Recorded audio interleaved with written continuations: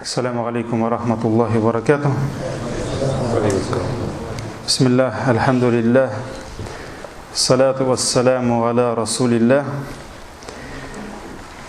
Альхамдулиллах, мы с вами продолжаем уроки Асбабуль Магфира, причины прощения грехов. И надеюсь, что Аллах Тааля даст нам тауфик понять природу человека, что все мы созданы грешными. Как посланник Аллаха, алейхиссалату вассалям, сказал: «Куллю бна адам хотта ва хайруль хоттаин ат-таввабун». Воистину, все сыны Адама, они грешные. У всех у нас есть прегрешения, есть недостатки. Но из этих грешных людей самые лучшие те, которые каются перед Аллахом, делают тауба, то есть они понимают, что они грешные, и они всегда просят у Аллаха прощения и делают покаяние. Поэтому дай нам, Аллах, тауфик, чтобы понять нам, увидеть нам наши грехи перед Аллахом, наши недостатки, и всегда просить у Аллаха прощения и делать Ему, возвращаться к Нему с искренним покаянием. Мы с вами проходим пока как вступительная часть наших уроков «Гайдамуль магфира», «Гайдаму ва фадлуль магфира», то есть величие и превосходство магфира, то есть прощение Аллаха. И на том уроке прошли 3, по-моему, успели. И вот, машаллах, мы с вами узнали из хадиса, что посланник, саллаллаху алейхи вассалям, когда Аллах предложил ему договориться с ним и выбрать одно из двух, или же его умма, половина его уммы окажется сразу в раю, или же Аллах дает ему возможность ходатайствовать, то есть заступаться за членов его уммы. Посланник, алейхиссалату вассалям, хотя мог выбрать первое, так ведь, пусть половина моей уммы будет в раю, он не стал этим ограничиваться, он не стал этим довольствоваться, и он выбрал шафаа, то есть он выбрал путь заступничества. И иншаллах, если мы в этой жизни будем следовать его пути, будем любить его, иншаллах, следовать его примеру, иншаллах, в судный день у нас есть шанс, возможность, что он будет заступаться за нас. Идем дальше. Следующее превосходство истигфара, магфира, прощение и просьба о прощении. Да'ватуль анбия, да'ватун лиль магфира. Призыв пророков заключался в призыве людей к прощению Аллаха.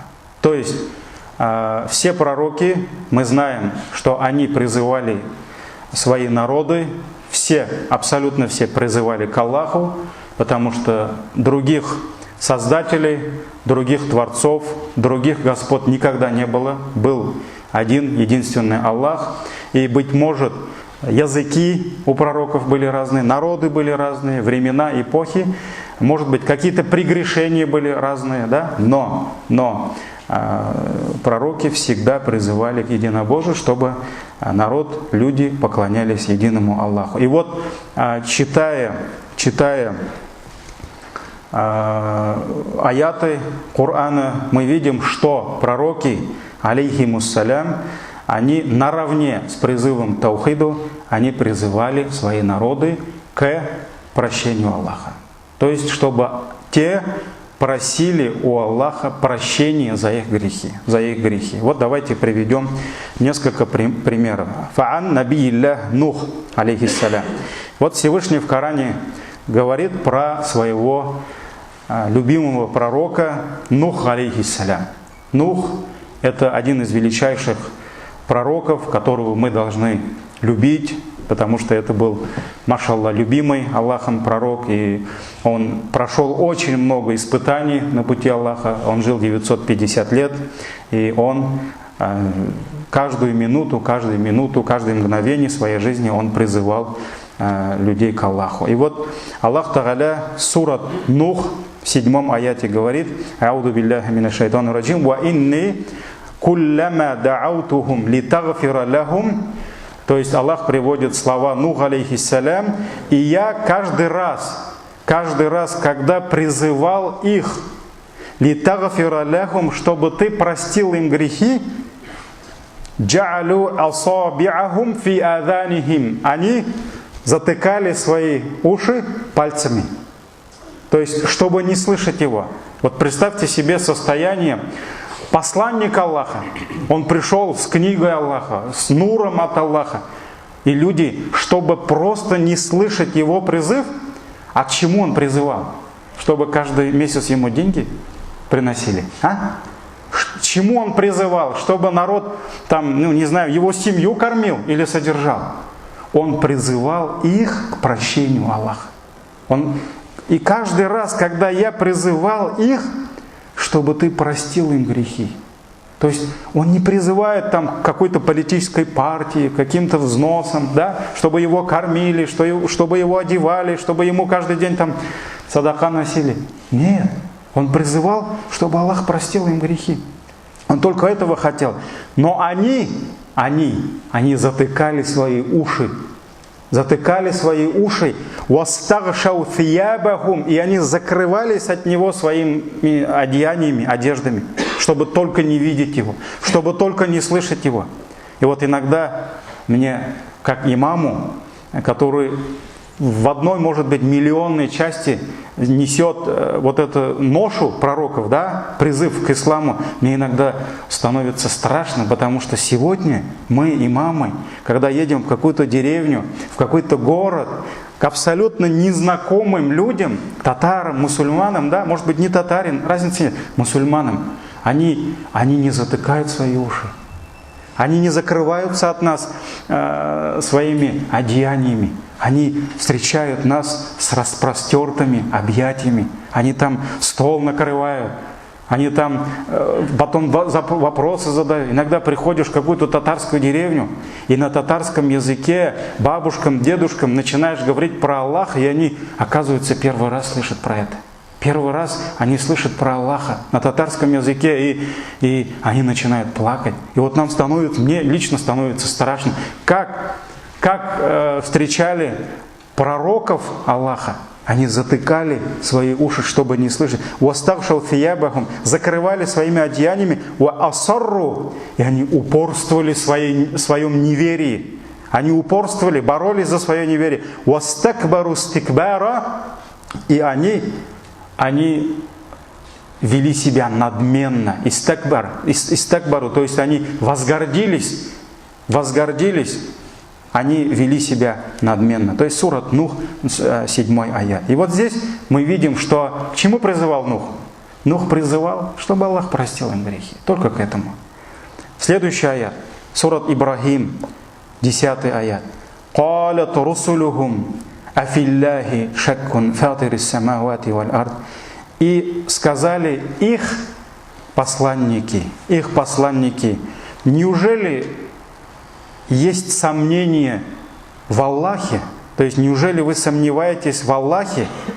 Фатирис самавати валь ард, который является создателем небес и земли, яд'укум, и который призывает вас лиягфира лякум, просто простить вам грехи. Вот здесь мы видим милость Аллаха, и мы видим то милосердие в призыве пророков. К чему призывает их Аллах? Аллах говорит: придите ко мне, вернитесь ко мне, и я вам прощу все. Это как любящая мать, которого обижает сын, валиллахиль маталуль агля, а мы не можем сравнить милость Аллаха даже с милосердием наших родителей. И мы иногда видим, как сын пренебрегает отношением к матери, обижает мать, уходит от нее, покидает, а мать, она всегда ждет своего сына. И когда бы этот сын не пришел, не вернулся, она готова встретить его с объятиями, и она всегда простит его. И посланник Аллаха, алейхиссалату вассалям, сказал: «Инна Аллаха архаму би гибадихи миналь валидати би валадихи». Воистину, Аллах более милостив к своим рабам, чем мать к своему дитя. Невозможно сравнить милость Аллаха с милосердием в сердце матери. Невозможно. Поэтому иногда нам, имамам, говорят: ну как, говорят, человек всю жизнь грешил, и если он вернется к Аллаху, разве Аллах простит его? Он же столько грехов сделал. А мы говорим: да, Аллах простит его. Ведь мы же не можем упрекать матерей за то, что они прощают своих сыновей. Никто не может, потому что все это сердце матери. И мы не можем упрекать это сердце за то, что она любит свое дитя и прощает его. А милость Аллаха намного больше, она безгранична. Потому что то милосердие, которое мы видим в сердце матери, это же дар от Аллаха. Это дар от Аллаха. Поэтому Аллах говорит: я призываю их, Аллах призывает их, чтобы простить вам ваши грехи, и дать вам отсрочку до определенного конца. То есть Аллах не хочет вот сегодня их наказать за их грехи. Если бы Аллах, как в Коране говорится, если бы Аллах дал воздаяние за то, что вы совершаете, то на этой земле не осталось бы ни одной живой души. Пришлось бы все погубить. Нет, Аллах дает что? Дает отсрочку. До определенного времени.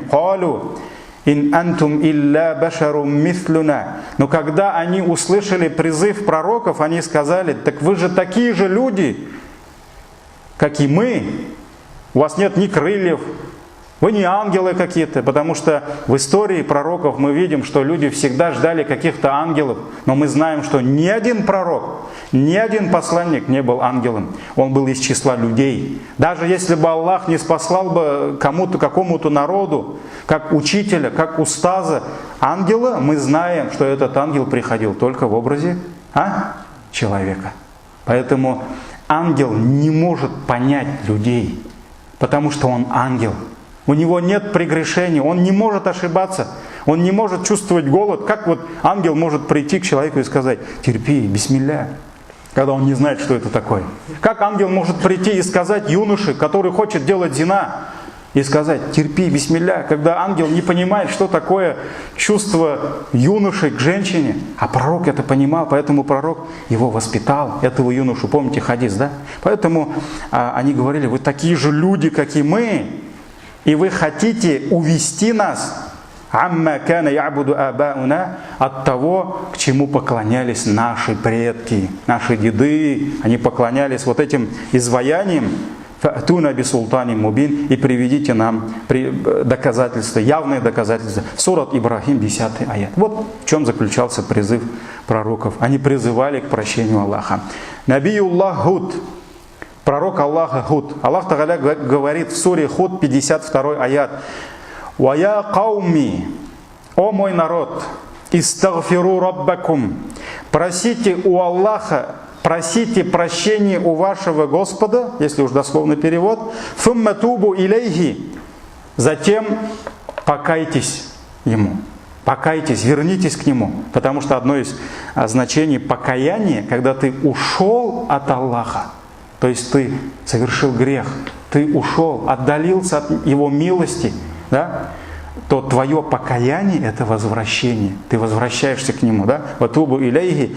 И если Аллах простит вам, «Юрсили самаа алейкум мидрара», Он не спошлет на вас с небес обильные дожди. Тогда пойдут они дожди, уйдет засуха. «Ваязидакум куватан иля куватикум». И Аллах приумножит вас в силе. То есть, если у вас была какая-то сила, Аллах даст еще больше сил. Неважно, в имуществе, в жизни, да? «Валя татавалляу муджримин», поэтому не отворачивайтесь от Аллаха, будучи муджримин, грешниками, будучи грешниками. Сура Худ, 52 аят. Идем дальше. Шуайб, алейхиссалям. Пророк Шуайб, Аллах говорит про него, сура Худ, 90 аят. Это его слова приводит. «Вастагфару раббакум». «Вастагфиру раббакум». Просите прощения у вашего Господа. «Thumma тубу илей». Затем вернитесь к Нему, сделайте искреннее покаяние. «Инна рабби», и знайте воистину, мой Господь, рахимун, Он милостивый. Знаете, Он милостивый, Он простит вас. «Вадудун», и любящий. Он любит своих искренних рабов, которые каются, делают покаяние и просят у Него прощения. Сура Худ, 90 аят. Салих, алейхиссалям. Всевышний говорит про Салиха. Сурат Худ, 61 аят. «Ва иля тамуда ахахум салиха». И Аллах отправил народу Самуд, самудянам, их брата Салиха. То есть он был из числа этого народа, Салиха. И он сказал: «Каля, я каум, о мой народ, у'будуллаха, поклоняйтесь единому Аллаху, малакум мин иляхин гайру». И нет для вас иного объекта поклонения, нет для вас никого, кроме Него, как божества, достойного поклонения. «Хуа аншаакум миналь арды». Он взрастил вас, то есть Он создал вас из земли. Знаете, Он же вас создал. «Васта'маракум фиха». И Он вас поселил на этой земле. Аллах ваш Создатель. Аллах вас поселил на этой земле. Не поклоняйтесь солнцу, не поклоняйтесь луне. То есть Он объясняет им, что поклоняться надо только Создателю. И этот Создатель, Он поселил нас на этой земле, Он дает нам все блага, Он заботится о нас. Поэтому зачем людям искать других божеств? Поклоняйтесь Ему. Фиха, васта'маракум фиха, и Он поселил вас на этой земле. Фастагфируху, поэтому просите у Него прощения за ваши грехи. Thumma тубу илейхи, и кайтесь перед Ним. «Инна рабби карибун муджиб». Воистину, мой Господь карибун, Он близок. Аллах близок своей милостью, своим вниманием, своей силой, мощью, своей заботой. Он близок, муджиб, и Он отвечает. Мы не просто просим у Него прощения. Ушла просьба о прощении, и все.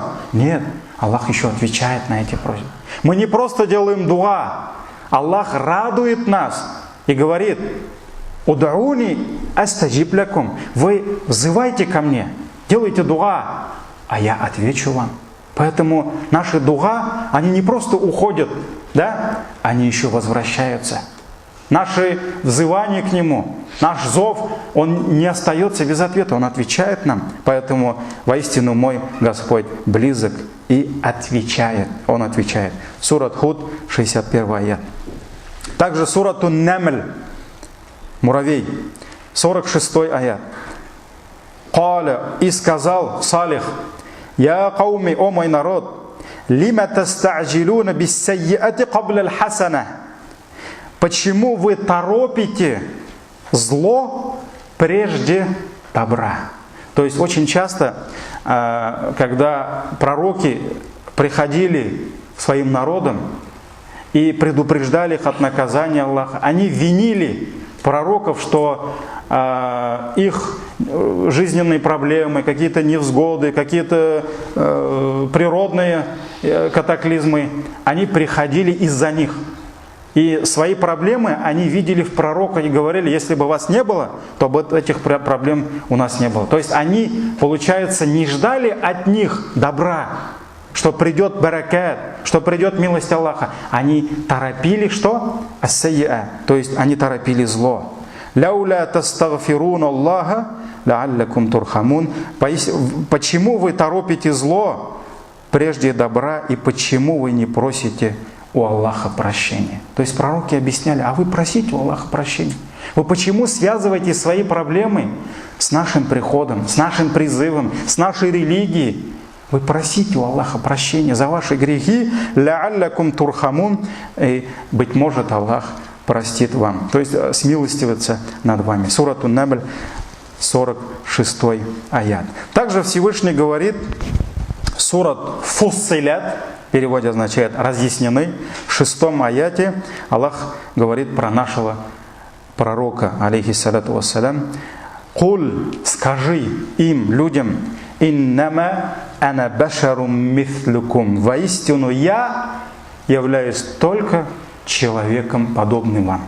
То есть я человек. Он не ангел, он не божество, он не сын Божий. Так ведь? Я такой же человек, как и вы, раб.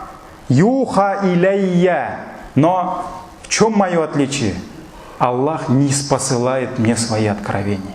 Аллах не спосылает мне свои откровения. Какие откровения? Аннама иляхукум иляхун вахид. Что ваш Бог единый Бог. То есть нет божества, достойного поклонения, кроме Аллаха, кроме одного Бога. Фастакиму иляйхи. Поэтому идите прямым путем к Нему. Идите только к Нему. Не надо через вот эти камни, не надо через эти изваяния, потому что арабы, они не были атеистами. Многобожники во время пророка, алейхиссалату вассалям, они верили, что есть Аллах. Они знали, что это Аллах. Они просили у Него, они поклонялись Ему, но они не отказывались от других божеств.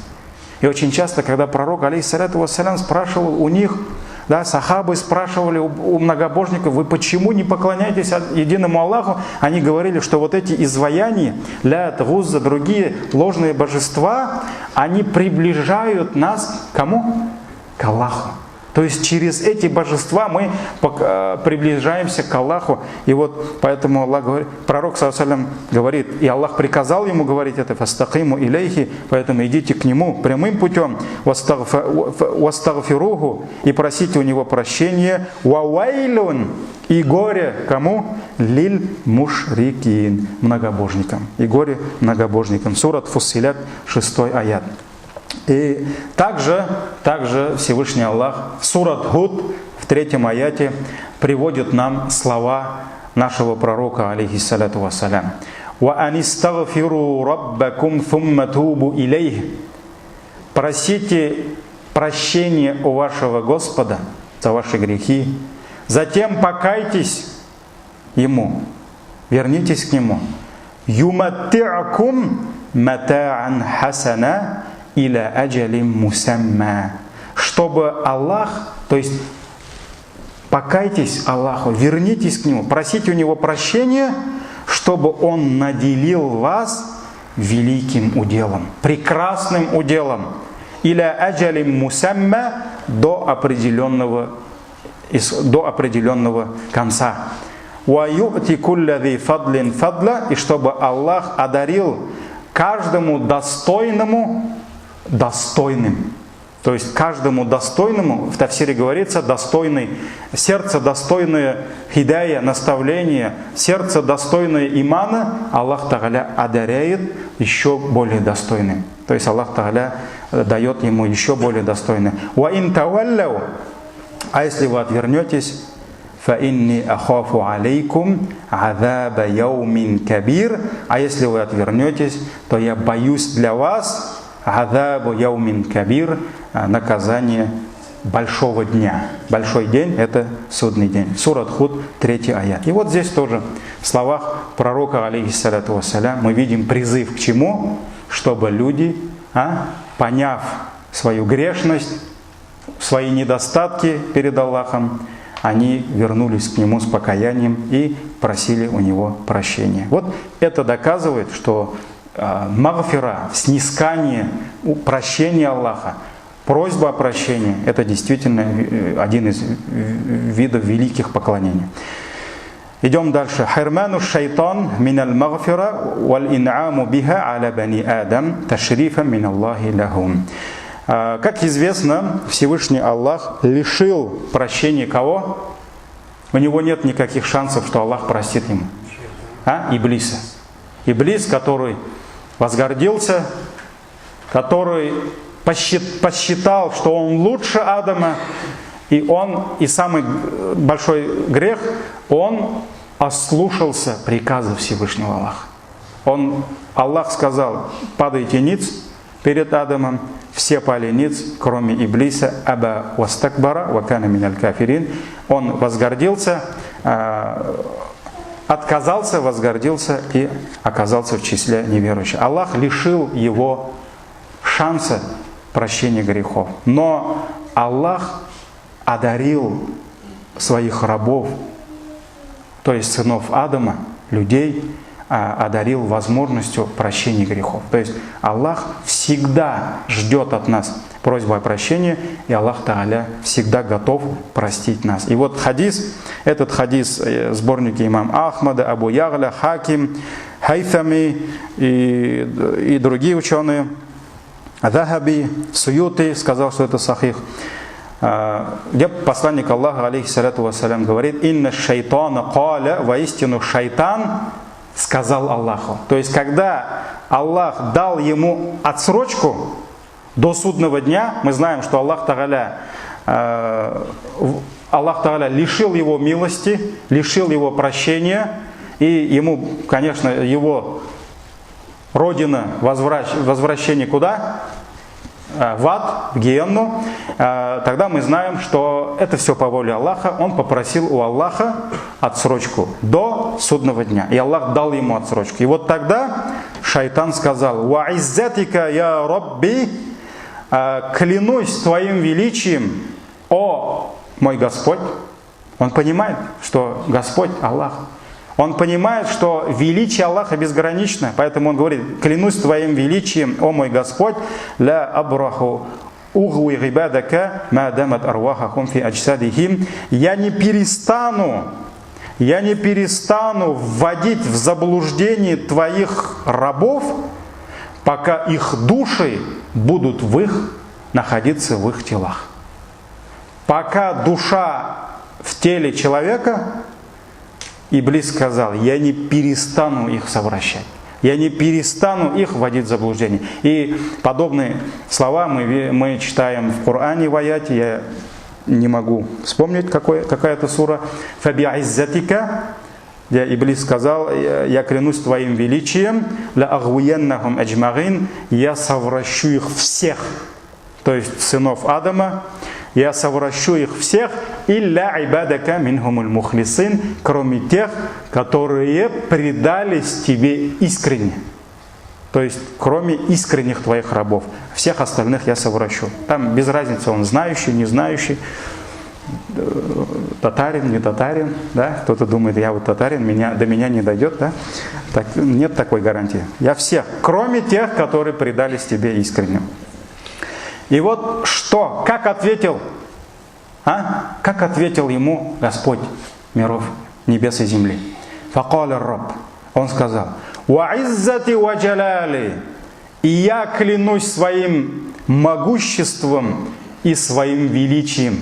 Иблис тоже поклялся, чтобы придать вес своим словам, серьезность своих намерений. Да, я клянусь тобой, я буду до конца бороться, чтобы они оказались в заблуждении, да? И Аллах ответил ему: я клянусь своим могуществом, а Аллах над всякой вещью мощен, ваджаляли, и своим величием, ля азалу агфира лахум мастагфаруни, я не перестану прощать моих рабов, пока они будут просить у меня прощения. Вот это слова, ответ Всевышнего угрозам Иблиса. И имам Мунауи, рахимахуллах, разъясняя нам этот хадис, говорит, что Аллах этим ответом показал, что Иблис, он не все может. Его сила, она очень слаба перед величием Аллаха. Если человек, он искренне уверует в Аллаха и искренне будет полагаться на Него, Аллах Тааля, иншаллах. И также в этом хадисе мы видим щедрое обещание от кого? От милостивого биль-гуфран, что он будет прощать их. Иблис будет все время вводить в заблуждение, да? А Аллах все время, если они будут просить прощения, будет прощать их. Тасхилуллахи таубата ли уммати расулихи. Идем дальше. Всевышний по милости своей сделал покаяние для этой уммы очень легким. По сравнению с некоторыми народами. По сравнению с некоторыми народами. И вот эта милость Аллаха по отношению к кому?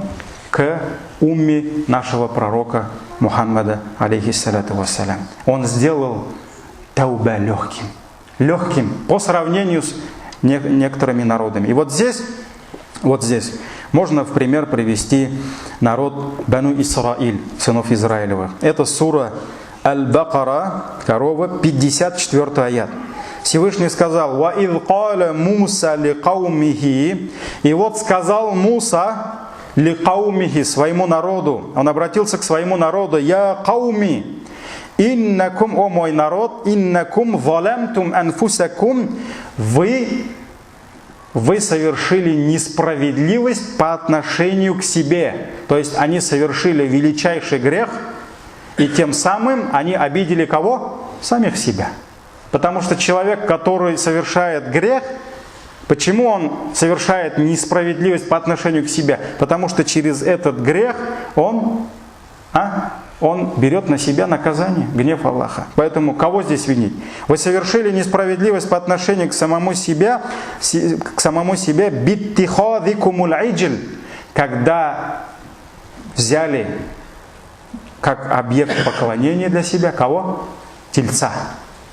Когда Муса, алейхиссалям, по воле Аллаха оставил их, сынов Израилевых, к приходу Мусы они начали поклоняться, они не дождались милости Аллаха, они не дождались пророка, и они начали поклоняться тельцу, вместо того, чтобы поклоняться Аллаху. И вот Муса, алейхиссалям, сказал: «Фатубу иля бариикум», поэтому покайтесь вашему Творцу. Покайтесь, сделайте тауба. И каким образом они обязаны были сделать тауба? «Фактулю анфусакум». Вы должны убивать друг друга. Это было покаяние. Если почитать, там очень большой тафсир, вы можете вот Ибн Касир прочитать, там есть несколько версий от Ибн Габбаса, например, от Абдулла ибн Габбас, сахаба, который был знатоком тафсира. Другие табигейны, ученые, муфассиры приводят нам, как вот это произошло все. И в некоторых преданиях, тафсир Ибн Касир, там все есть, говорится, что они начали убивать друг друга, и погибло около даже 70, по-моему, тысяч человек. 70 тысяч человек. И тогда женщины увидели, как мужья убивают друг друга, и они начали плакать, дети начали плакать, и начали молить Аллаха о прощении, и тогда Аллах остановил их. И тогда пророк Муса, алейхиссалям, возблагодарил Аллаха, потому что если бы Аллах их не остановил, они бы перерезали друг друга. Вот есть такая кисса, и, по-моему, она или в Библии, в какой-то священном писании у христиан есть тоже эта история. Я только слышал, но не читал про это. Поэтому в тафсире Ибн Касир про это очень много пишется. И вот здесь форма покаяния.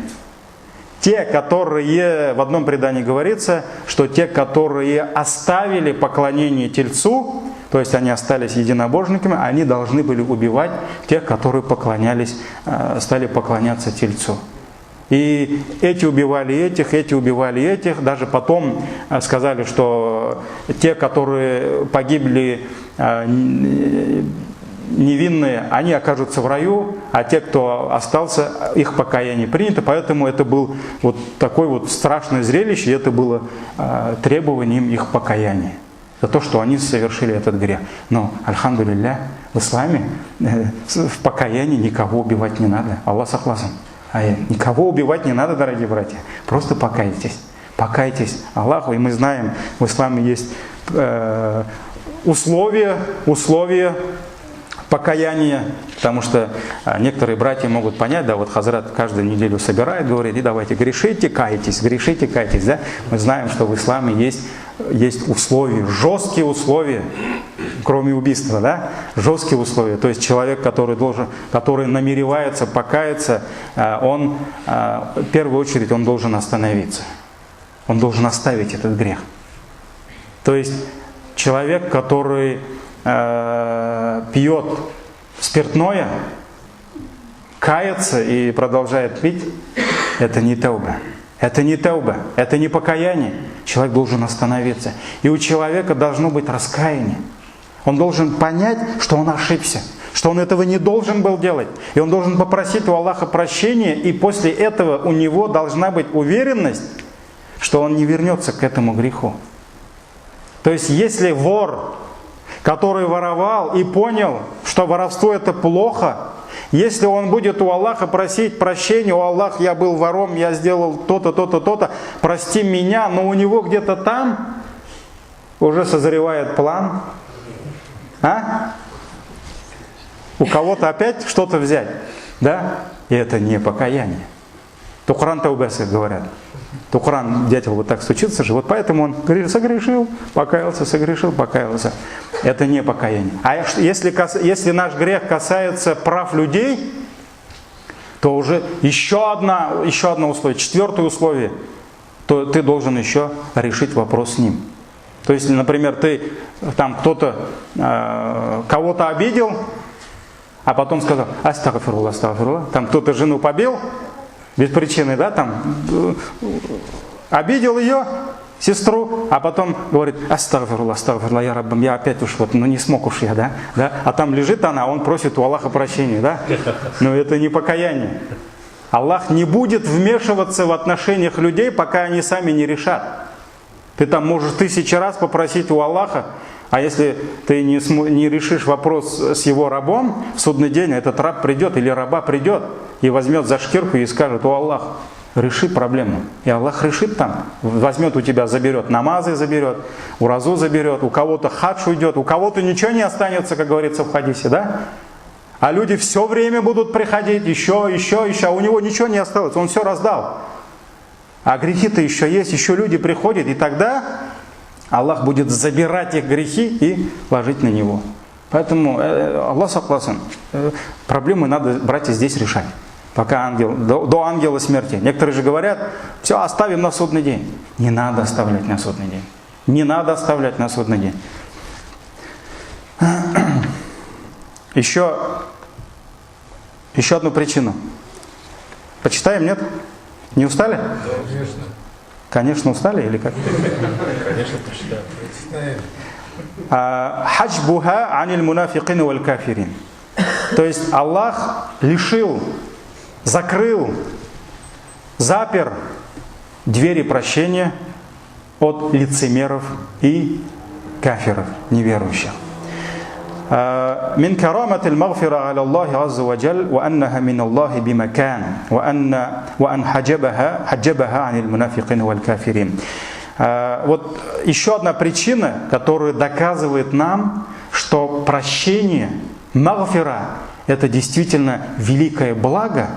Вот мы знаем, что Аллах лишил лицемеров и неверующих от этого блага.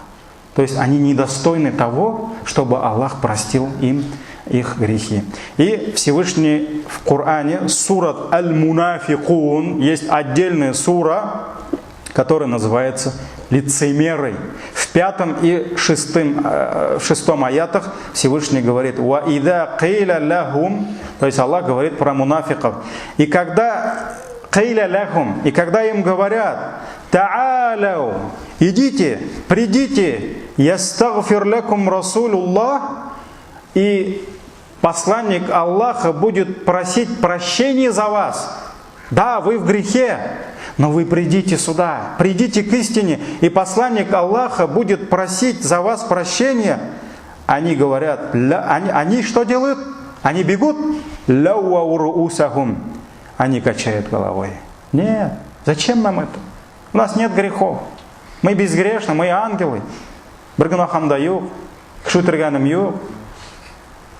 Arak içsem de, kişi bilen gene içsem de yatıp yo'qlayım. Urlasam da kolxoznikini gana, yoki hukumatnikini gana urlayım. Таких слов много, да? когда им говорят: идите, придите сюда, и посланник Аллаха попросит за вас у Аллаха прощения за ваши грехи, они качают головой,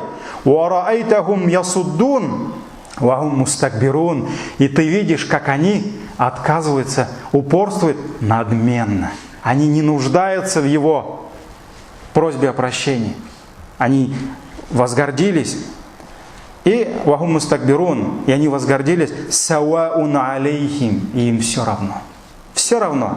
Астагфарта лахум, ты просишь за них прощения. Амлям тастагфир лахум, не просишь за них прощения, потому что лян ягфир Аллаху лахум, Аллах никогда не простит им.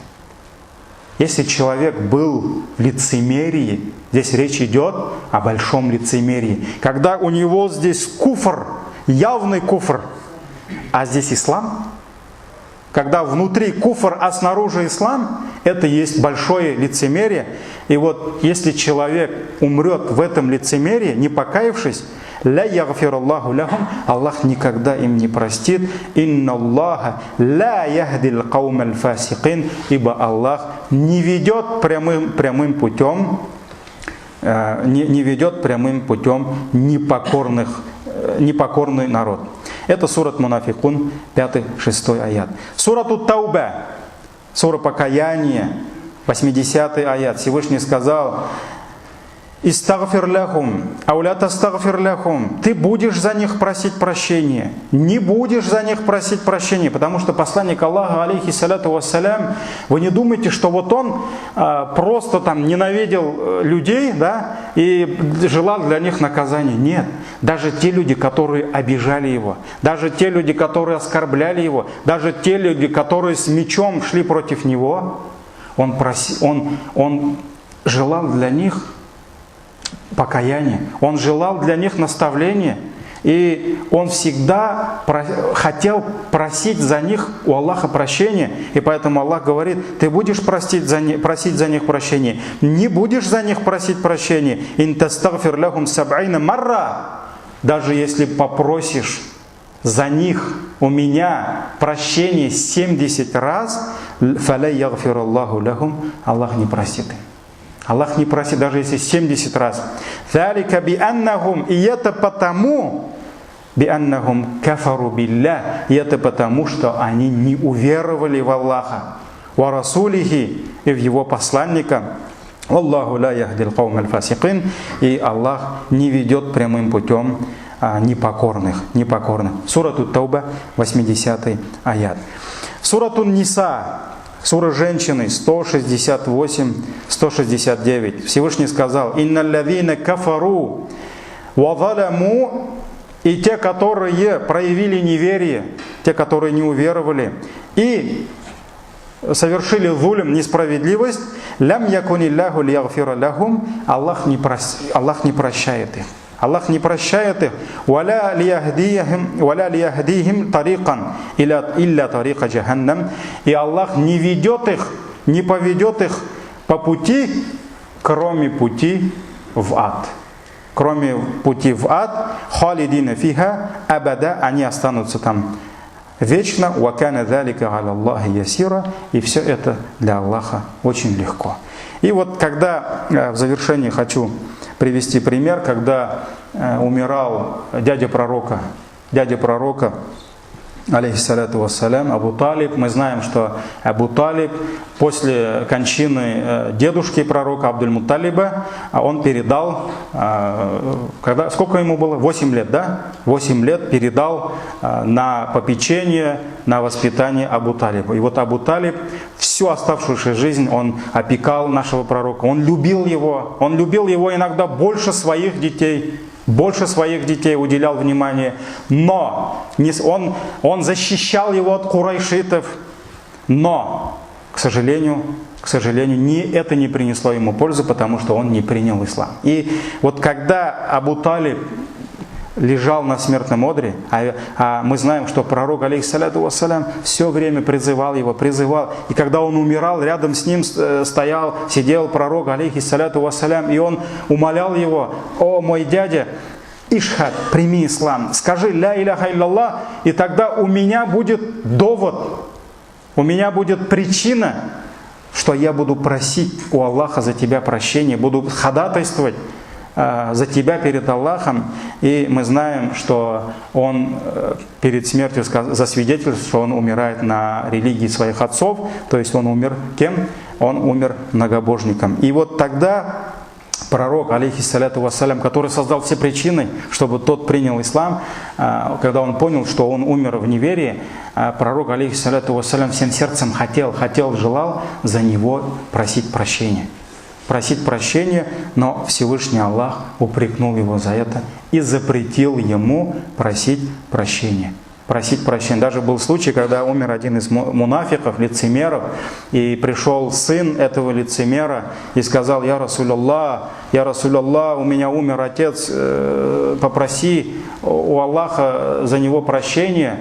И когда ему сказали, ведь Аллах не простит мунафикам, даже если ты 70 раз за них попросишь прощения, и пророк даже был готов просить 70 раз, потом еще раз 70 и еще раз 70, потому что у него в душе сердце была милость, но Аллах запретил ему. Поэтому Аллах лишил мунафиков и неверующих этой милости, прощения.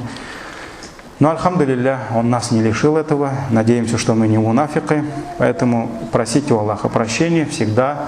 И пусть Аллах нам простит. И, по-моему, я кому-то из братьев обещал вспомнить, вот этим точно завершу, вспомнить случай, который произошел Хасан аль-Басри.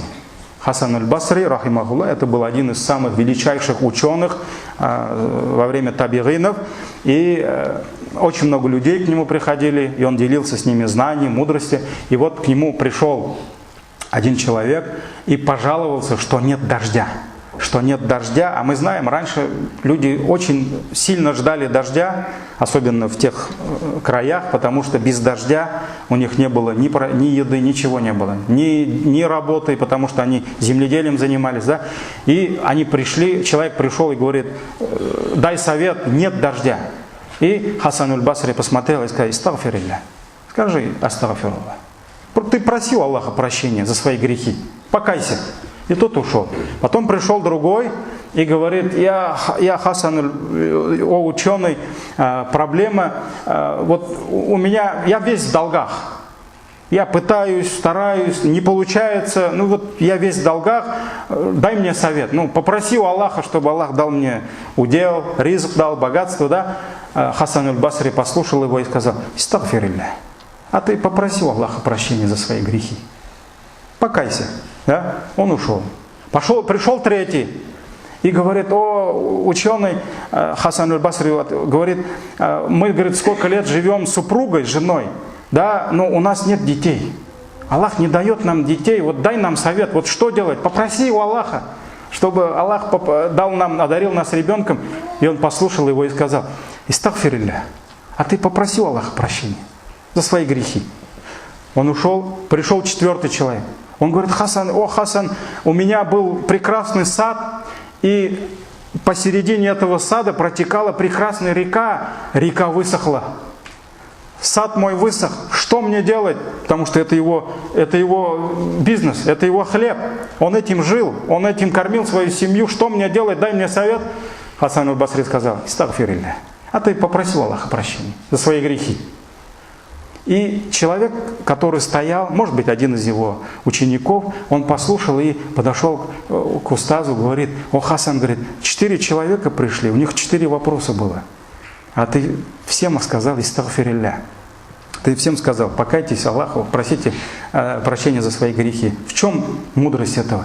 И Хасан аль-Басри посмотрел на него и сказал: а я, говорит, это не мои слова. Это Всевышний сказал, сура Нух.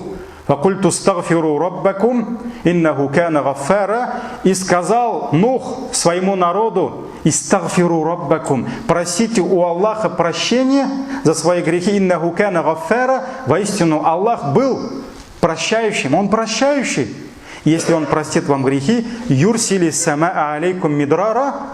Аллах не спошлет на вас обильные дожди. Это ответ на какой вопрос? на первый вопрос. Первый сказал, нет дождей, сделай истигфар. Юрсили сама алейкум мидрара, Аллах не спошлет на вас обильные дожди. Юрсили сама алейкум мидрара, ва юмдидкум би амвалин ва банин. И Аллах укрепит вас детьми. Кто-то дитя просил, да? Он укрепит вас имуществом. Второй вопрос, да? Ответ на второй вопрос. Вабанин и детьми. Он даст вам силу имуществом и детьми. То есть второй, третий вопрос. И он даст вам, одарит вас джаннат, то есть садами, и одарит вас реками. То есть это ответ на четвертый вопрос. Поэтому, дорогие братья, весь секрет в том, чтобы нам надо уйти от наших грехов, очиститься, тогда все, что Аллах Тааля, альхамдулилля, предписал, оно вернется, двери удела откроются. Субханак Аллахумма бихамдик, шхаду ан ла иляха илля анта, астагфирука ва атубу илейк. Ассаляму алейкум ва рахматуллахи ва баракатуху.